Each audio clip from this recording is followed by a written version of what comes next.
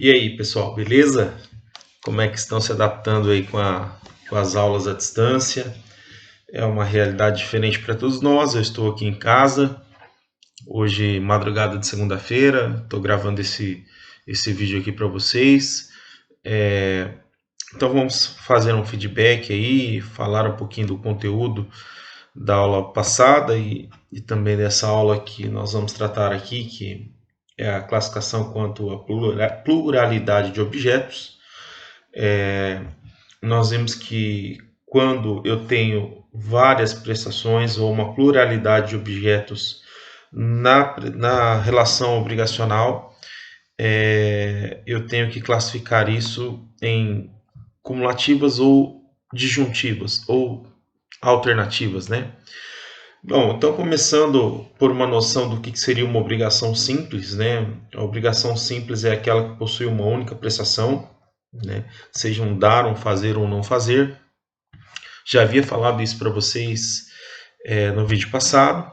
Mas, por exemplo, se eu tiver que entregar um carro, pintar um quadro, ou construir um muro, construir uma obra, enfim, quando eu tenho apenas uma prestação no elemento objetivo, então nós estamos falando de uma obrigação simples, tá bom?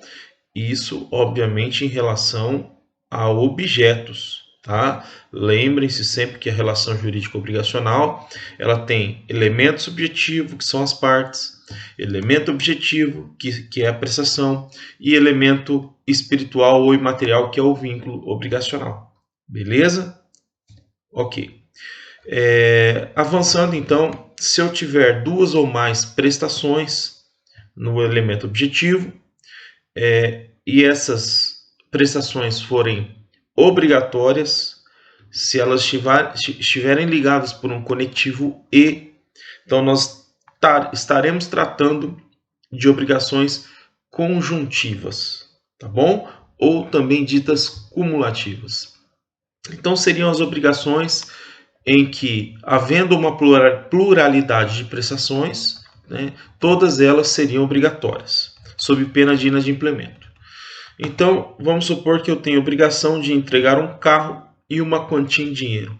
Então, nós temos uma obrigação de dar coisa certa e uma obrigação pecuniária.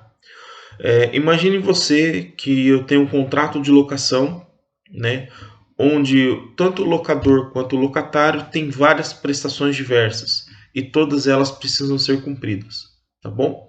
Então, nesse caso, nós estaremos diante de uma obrigação cumulativa, ou também chamada conjuntivas, tá? As características, elas estão ligadas pelo conectivo E. Eu enfatizei bem isso no vídeo passado. Segunda característica, a obrigação não estará cumprida até que se realizem todas as prestações.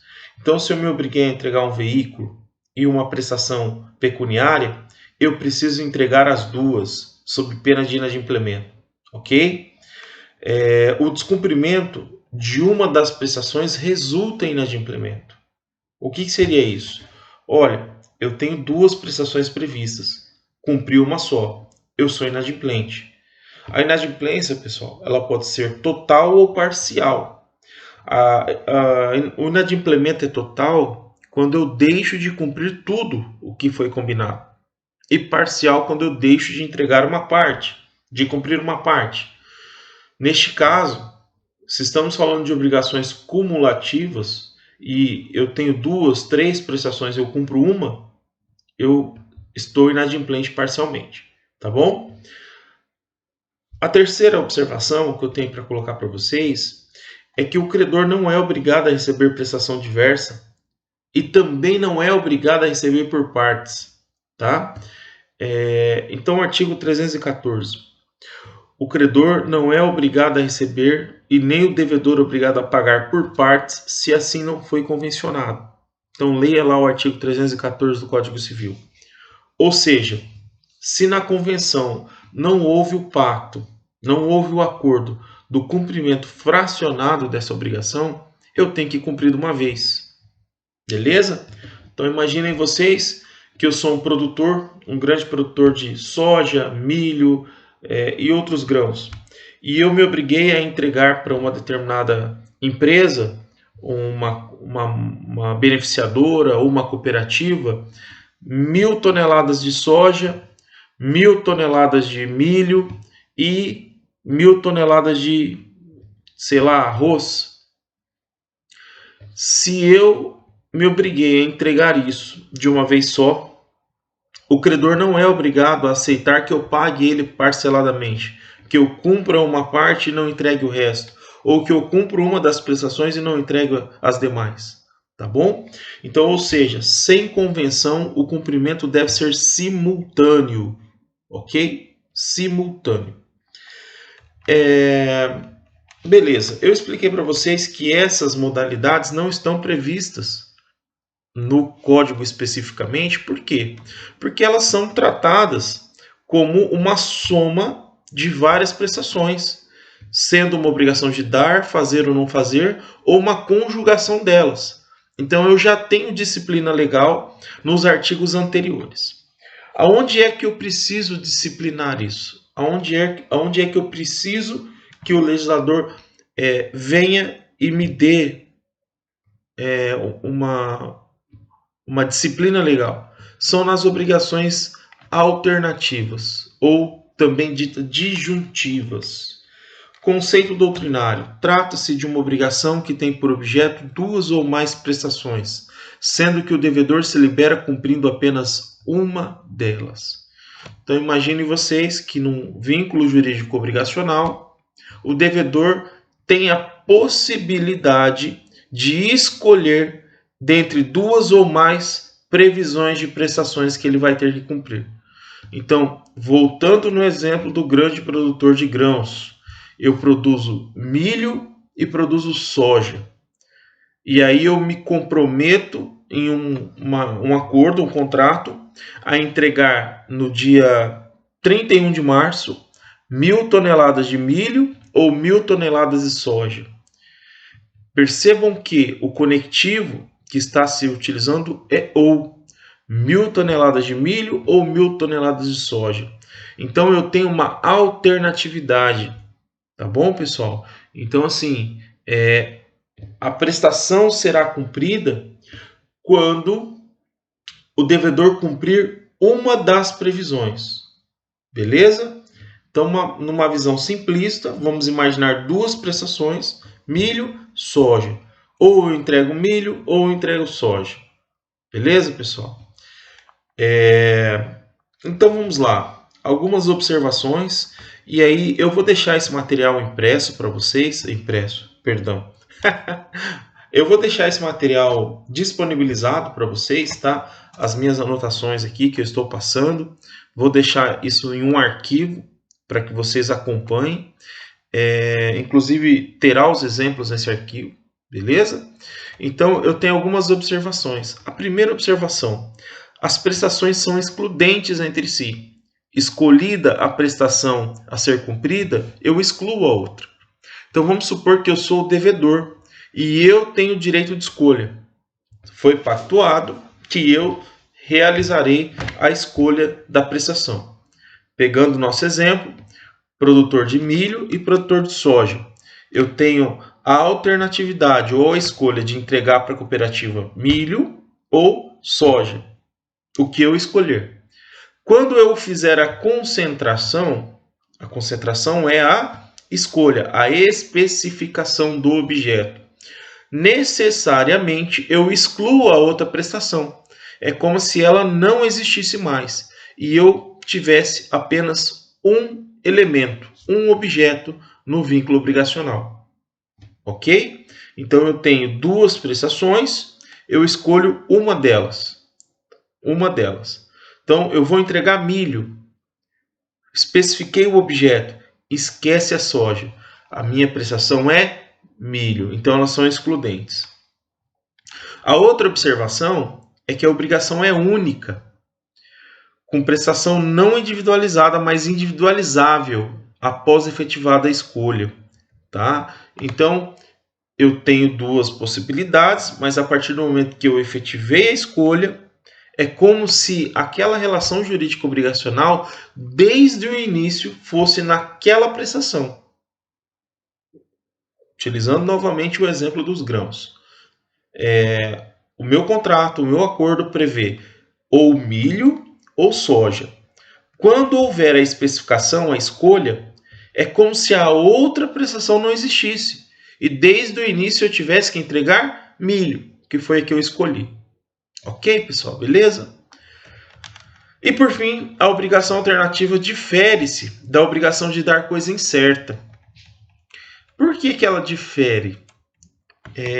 Veja, quando nós tratamos da obrigação de dar coisa incerta, nós estamos tratando apenas de uma prestação, uma possível prestação, onde eu tenho uma coisa que é determinável, né? E ela pode ser especificada ao menos pelo gênero e pela quantidade ou qualidade. Mas eu não sei exatamente qual é a coisa. Eu vou especificar, vou concentrar no momento futuro.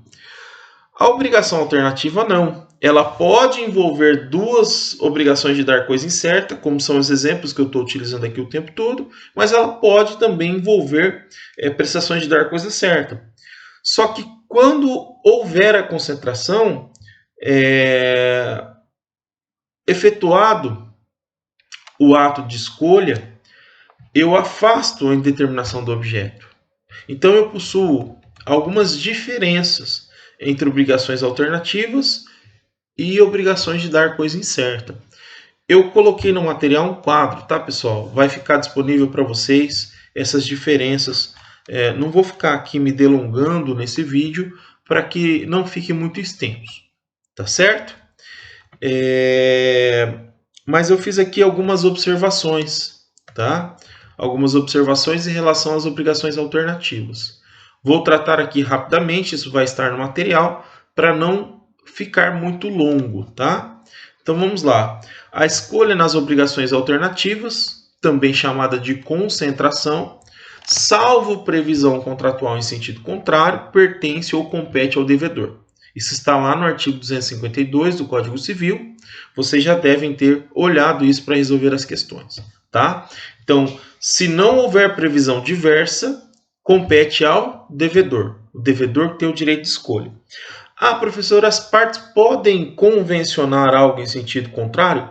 Podem, né? A gente sabe que em direito civil prevalece o princípio, né, da pacta sunt servanda, da força obrigatória e da livre contratação. Então, as partes são livres para contratar aquilo que elas quiserem, desde que não ofenda a boa-fé, a função social, os princípios de ordem pública, tá? Segunda observação, o direito de escolha transmite-se ou o direito de escolha transmite-se aos herdeiros, tá? Então, se o credor ou o devedor for sucedido pelos herdeiros, esse direito de escolha é transmissível. Então, se a escolha tiver que ser exercitada pelos herdeiros, eles vão ter esse direito por meio de transmissão, tá? Efetivada a escolha e cientificada outra parte, essa se torna irretratável, tá? Então, a partir do momento em que foi efetuada a escolha e isso foi cientificado à parte interessada, ao credor, por exemplo, então eu sou devedor, tenho direito de escolha, vou lá e efetuo a escolha e cientifico o credor. A partir desse momento, a prestação se concentra, é irretratável e é como se desde o início a obrigação tivesse sido contratada sobre aquela prestação. Tá bom? Aí, a partir daí, a obrigação passa a ser uma obrigação simples, com apenas um objeto. Se a escolha couber ao credor, o devedor não poderá propor ação em pagamento, né? Se a escolha couber ao credor, o devedor deverá propor ação de consignação. O que é ação de consignação, pessoal? Ação de depósito. Tá? O credor não quer receber, o devedor quer pagar, eu vou lá e deposito em juízo. Tá? Então, ação de consignação e pagamento é depositar em juízo. Então, se houver a possibilidade da escolha ser do credor, fixado por meio do contrato, e o devedor resolver pagar essa prestação e o credor não quiser efetuar a escolha, tá? Então o devedor poderá propor ação em pagamento e aí ele vai dar um prazo para o credor escolher a prestação. O credor não escolhendo a prestação, o devedor pode suprir isso. Professor, não entendi. Beleza, vamos lá. Vamos imaginar uma relação obrigacional alternativa, onde eu tenho que entregar ou um carro ou um barco. Tá? Então, foi contratado que eu poderia pagar o credor entregando um barco ou entregando um carro. Beleza? Eu quero cumprir a prestação, mas aí, o direito de escolha não cabe a mim, devedor. Foi estipulado que é o credor que vai escolher se ele vai querer o carro ou se ele vai querer o barco. E o credor fica inerte, ele não exerce o direito de escolha, tá? Ele não exercita isso e eu quero pagar. Eu, devedor, quero me exonerar do vínculo, eu quero me liberar disso. O que eu faço? Eu proponho ação de consignação em pagamento e assinalo o prazo, né, para que ele exerça o direito dele de escolha, sob pena de perder esse direito e eu suprir isso. Tá certo? Beleza. Pessoal, aí vocês vão ver que eu tenho mais algumas observações que eu coloquei no material. Depois vai para vocês o que eu achei que era mais importante eu explicar era isso, tá? A questão da consignação em pagamento, como vocês não viram esse instituto ainda, poderia dar aí um certo problema, tá bom? Eu vou encerrar esse vídeo aqui, pessoal, e vou fazer um na sequência falando sobre a impossibilidade da prestação, tá? Quando a prestação se tornar impossível com culpa, sem culpa, total ou parcial. Beleza? Um abraço, até daqui a pouco.